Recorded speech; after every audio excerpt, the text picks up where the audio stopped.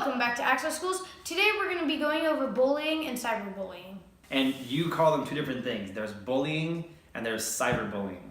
Maybe you can tell for all the kids out there watching what is bullying and what is cyberbullying. So bullying is, there's two kinds of them. It's verbal bullying or like physically bullying. Verbal bullying is like saying to someone like, you're terrible at this, or mean things that'll hurt their feelings. And then physical bullying is like punching them, kicking them, hurting them, and it's mean. And then cyberbullying is online. Like, let's say, it doesn't matter how you do it, but like, let's say on a YouTube video, they comment like, you're the worst YouTuber ever, you should just quit YouTube. That's cyberbullying. Do you think that they're both equally bad, or is one worse than the other one? I'd say the physical one is probably the worst. Maybe because sometimes there are some kids out there, maybe some adults too, that are being bullied, and they physically are being bullied. They're being pushed and slapped and shoved around and hit, and they just can't escape. That's the hardest part, when you can't escape the bully. Yeah. Don't you think? If you were in school and there was a bully who was maybe stronger than you, bigger than you, really annoying, and they wouldn't let you escape, they're shoving you, pushing you around, embarrassing you in front of other kids, and there's no teachers to help you, what do you do if that happens to you?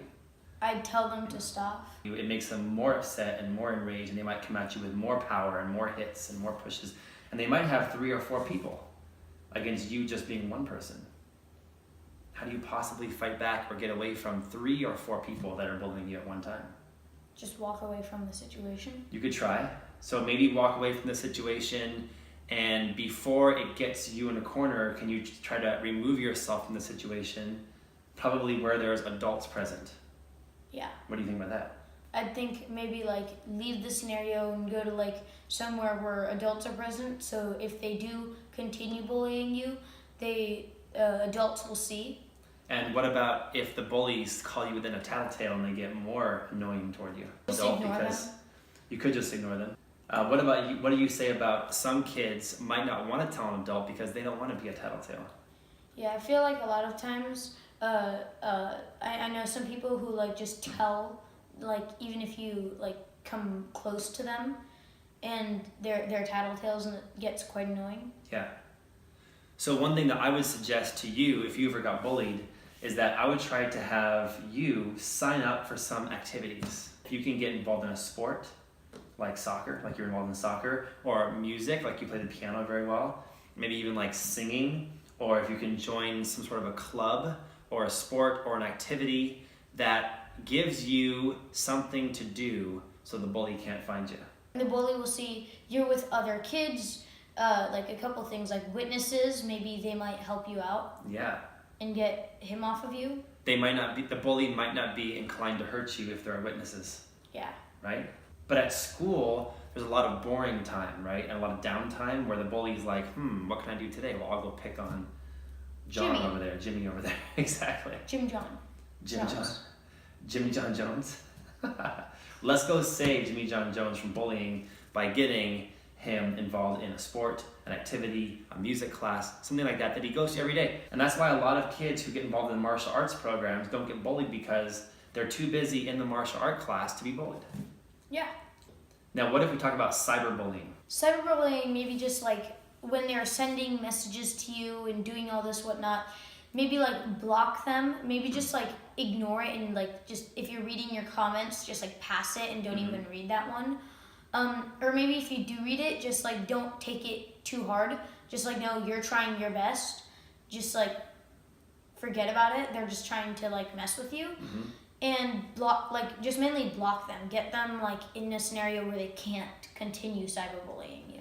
So where do you think that most cyberbullying is happening? Like on Snapchat, on email, on Facebook?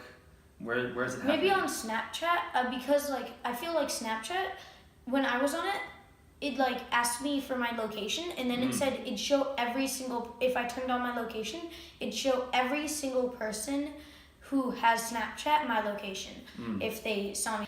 I also just don't think that is safe, because people could find you with your location.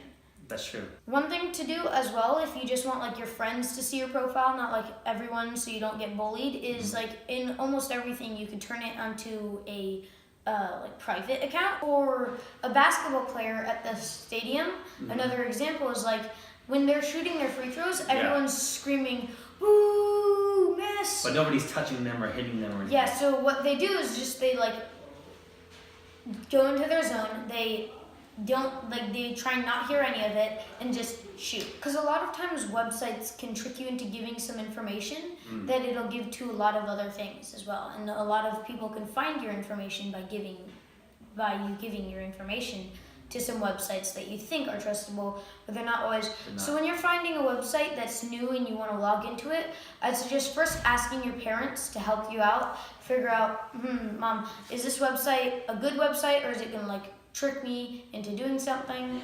I try to do some meditation breaths. So one thing I do is I try to put the computer away at the end, and I try to just sit down and straighten my back like this and take 3 deep breaths.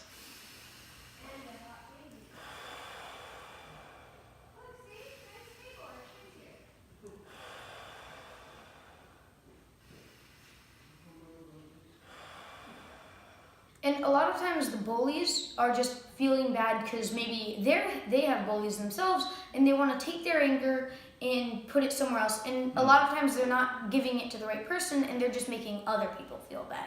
One thing I want to say to everybody watching, if you're being put through a bad time with a physical bully in real life or a cyber bully, is remember that bullies... Or a verbal bully. Is remember that bullies always try to make you feel like you're worthless and like you don't matter and like you have no path in life. And they make you feel kind of bad.